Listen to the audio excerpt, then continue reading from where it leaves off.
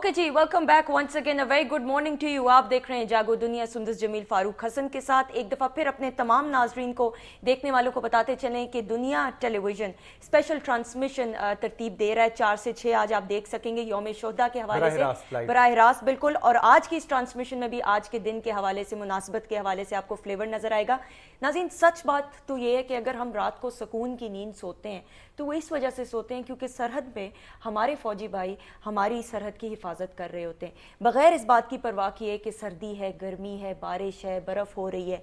उससे बढ़कर सबसे बड़ी बात यह है कि वो जो अपनी फैमिली लाइफ को सैक्रिफाइस करते हैं, उनकी माएँ जो डेडिकेशन के साथ दुआएं कर रही होती हैं, तमाम लोग करते हैं, लेकिन बेगमात भी जो बच्चे होते हैं जिनको फैमिली टाइम वो नसीब नहीं हो पाता फारूक, जिस तरह शायद हम लोग नॉर्मल रूटीन में फैमिली टाइम जो है वो इंजॉय कर पाते हैं, तो मेरे ख्याल में इससे बढ़कर डेडिकेशन, हम बात करते हैं ना पेट्रियोटिज्म की,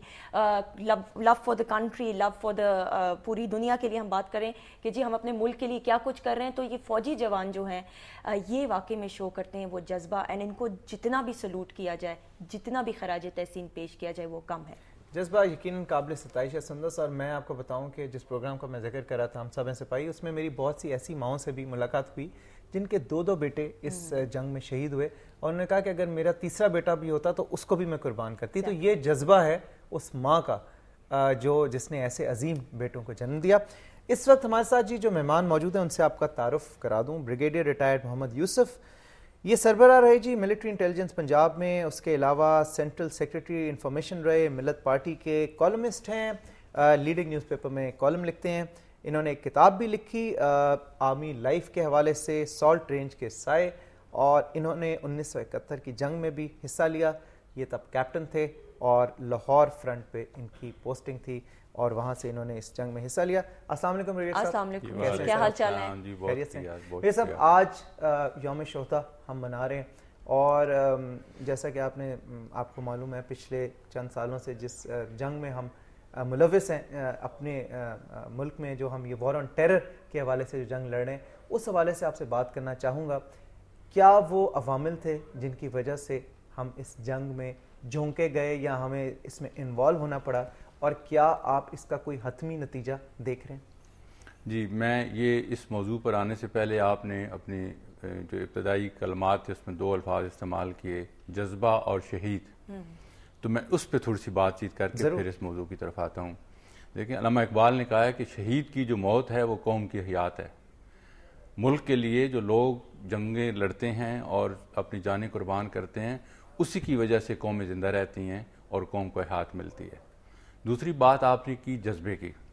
आपने ये भी कहा कि जिन माओं के 2 बच्चे शहीद हुए, उनसे जब कहा गया तो उन्होंने कहा कि मेरा तीसरा बेटा भी हो तो मैं वो भी शहीद पे फख्र करूँगी। तो सवाल ये पैदा होता है कि जज्बा कैसे पैदा होता है और कहाँ से पैदा होता है, तो इस पर हमें गौर करने की ज़रूरत है। मैं अभी एक फ़ौजी की हैसियत से ज़्यादा जंगी हिकमत अमली की जो तकनीकी पेचीदगियाँ उनमें नहीं जाता, लेकिन ऐसे आम आदमी के लिए देखिए, जब भी कोई फ़ौज होती है उसमें 3 इम्पॉर्टेंट चीज़ें होती हैं, ठीक है जी। एक उसमें उसकी मैन पावर होती है, जो लोग हैं किस तरीके से ऑर्गेनाइज हैं, बस तादाद कितनी है फ़ौज की, फिर उसके पास साजो सामान क्या है जंग का, और तीसरी चीज़ होती है कि उसका जज्बा कैसा है, ट्रेनिंग कैसी है, ठीक। जहाँ तक कुव्वत का तल्लक है, मैन पावर का तल्लक है, हर मुल्क किसी के पास 6 लाख फौज है, किसी के पास जितना इक्विपमेंट भी, जितनी किसी की इस्तात होती है, उसके मुताबिक वो मुल्क अपने जो इक्विपमेंट है वो ख़रीदता है। और यहाँ पर मैं आपसे वो थोड़ा सा माजी में जाऊँ कि मुझे याद है कि जब हम PMA में पास आउट होते थे तो एक सूरह अनफाल की तलावत हुआ करती थी, और वो इतनी यानी आपने जज्बा पैदा करती थी कि एज ए कैडेट हम लोग पास आउट होने वाले थे, तो आपकी रगों में खून जो है वो दौड़ता हुआ आपको महसूस होता है। ब्रिगेडियर साहब, एक नॉन टेक्निकल से आपसे सवाल पूछना चाहूँगा। कहते हैं कि आपने बात की, क्योंकि हम लोग तो उस एज में पैदा नहीं हुए, हमने वो विटनेस नहीं किया, कहते हैं कि जिन फौजी जवानों ने जंग लड़ी, जैसे आपने 71 की जंग का हिस्सा थे आप, फिर 65 की जंग भी लड़े, फिर 65 की जंग में नहीं लड़ी, नहीं, लेकिन मतलब 65 की जंग जिन जवानों ने लड़ी, फिर इंडिपेंडेंस जिन लोगों ने देखी, उनका जज्बा कहते हैं कि हम लोगों के जज्बे से बहुत गुना ज्यादा है। आप क्या समझते हैं जो आजकल के हमारे नौजवान हैं یا جو فوج میں بھی جو ہیں ہمارے جوان اور جو یہ جام شہادت نوش کر رہے ہیں سرحدوں پہ، آپ کے خیال میں ان کے جذبے میں کچھ آپ کو کوئی کبھی یہ فیل تو نہیں ہوتا کہ نہیں یار ہمارے وقت میں جذبہ بہت زیادہ تھا، اب تھوڑا کم ہو گیا ہے، یا اب وہ بات نہیں رہی؟ نہیں، دیکھیں بات یہ ہوتی ہے کہ یہ جو جذبہ ہے نا،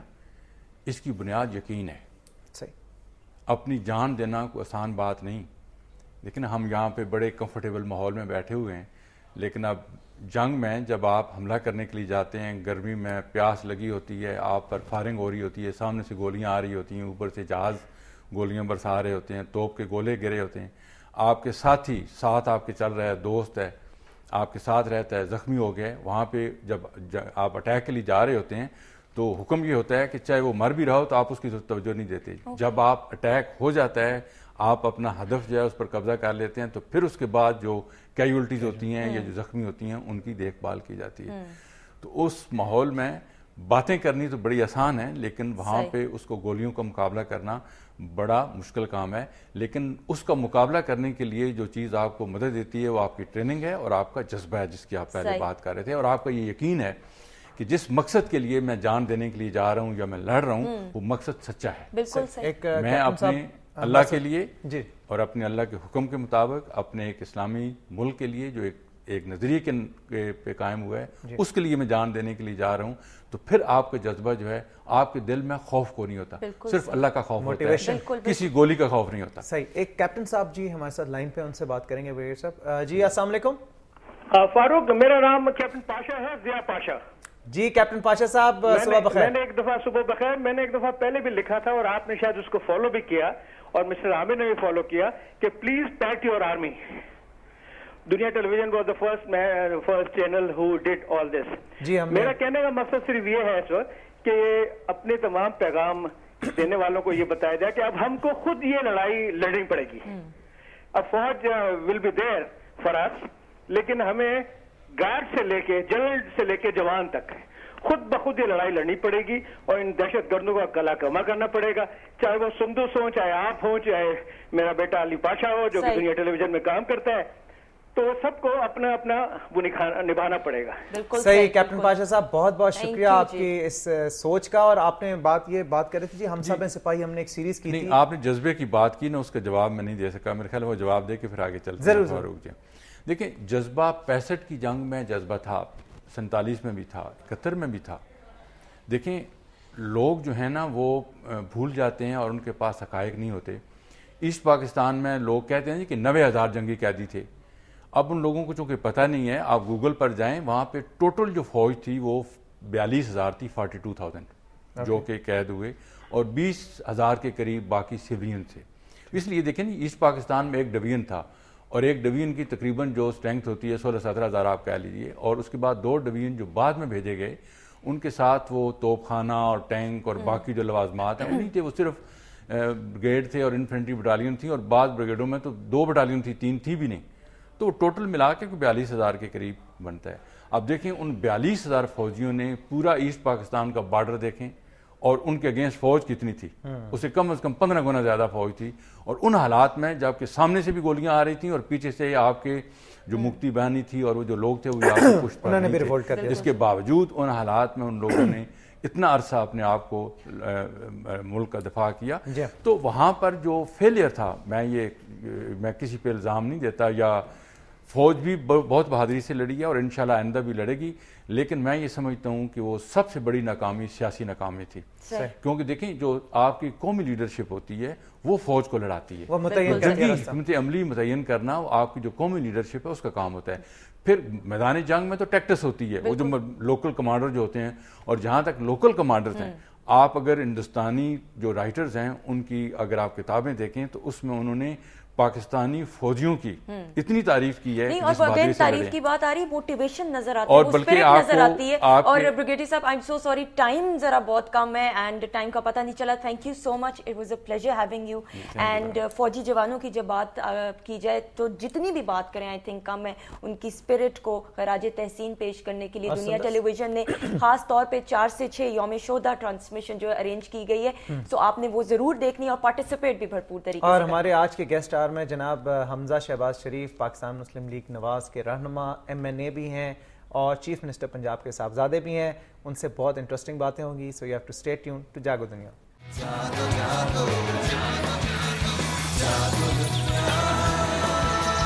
Jago,